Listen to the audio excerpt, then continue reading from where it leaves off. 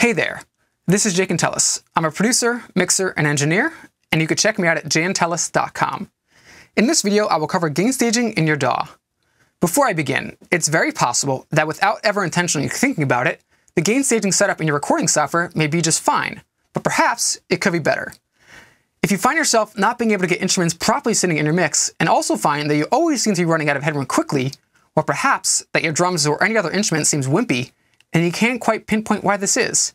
Yet, when you solo each sound, they sound fine, and exactly how you hear it in your head. And so you know the sounds itself and the way you recorded it is not the issue. Or maybe you find that you're running out of headroom on your stereo bus very quickly. And this makes mixing very challenging and a bit of a cat and mouse game that turns into your main focus, and in turn, the song ends up not to your liking as you feel you had no choice but to leave instruments at a level that they were at. Or do silly things like duplicate a track just for the sake of more volume, which to me seems like a hassle and not a very efficient way to make mixing fun and sounding great. And you can also run into other issues which can make this even more difficult. Now, what exactly is gain staging anyway? Well, at its simplest form, gain staging is pretty much like it sounds. You get a good and appropriate level at your first stage while recording, and also on every following stage of recording and processing, such as adding an EQ, a compressor, or any other processor to the final level of your tracks that then sum into your stereo bus in your DAW. Now, without boring you with numbers and overly technical stuff, what I mean by appropriate level is a level that has a good signal-to-noise ratio, which of course you want the cleanest signal possible with the least amount of intentional noise. Now, I'm going to show you some examples of how to make sure you have proper gain staging in your DAW. Now, this works for me, but there's many ways to do this, and these are just a few. Now, the first way to do it is I tend to put a trim plugin on every track when I'm starting a mix. Now, when I'm recording, I try to aim for -10 dB, but obviously sometimes, either you get tracks and they're recorded at the maximum, or you're using some samples and they're pretty much already limited, or they're pretty much, pretty hot level-wise. In every recording software, you're gonna have a trim or a gain plugin, or, an offline suite that you can just process. So I'm in Pro Tools, so I'm gonna select the trim plugin, which I actually already have on.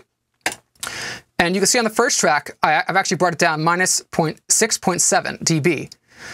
As I kind of like to be around -10 dB, so I have room in the mix. Because if everything's, if everything's at 0 as far as like your level, then you're gonna run out of room very quickly without doing some repairs in your levels and lowering things.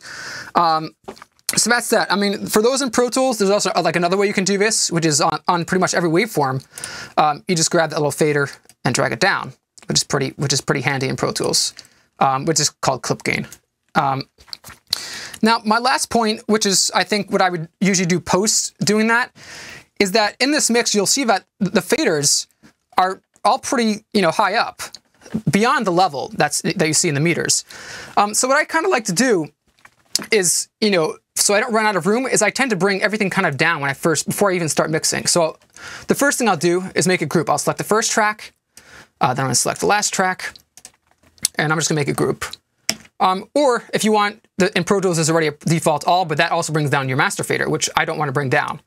So in whatever recording software you have, you can do a similar thing. Just bring down all the tracks before you start. So let's actually do that right now. Let's just bring it down so we have a nice, let's say halfway point. Again, this is for example purposes only. Be the judge for yourself when you're working. But in this scenario, you're not going to be running out of room very quickly, because the first thing you're doing is bringing down a trim in the gain on all the tracks so that you have a few dBs of room to process things. And of course, on the plugins, a lot of times you have input and output control, so you can do it there as well. But this, I find, is like a good, kind of staging that you can make things, nice and clean, and you have plenty of headroom. And by bringing down the level on the faders, say if I want the kick drum, another -5 dB, I have plenty of room to do that. But if everything, let me grab the group again. If everything's maxed out like that, and I want to raise the kick, I can't really do that. And sometimes you might find that happening. So let's bring that back down. And that's where I like to start. Now, some of you may notice that in your monitors and headphones, the level is a lot lower since your track's a lot lower. So like the only way to, pretty much the way to fix that is just raise the volume of your headphones and speakers.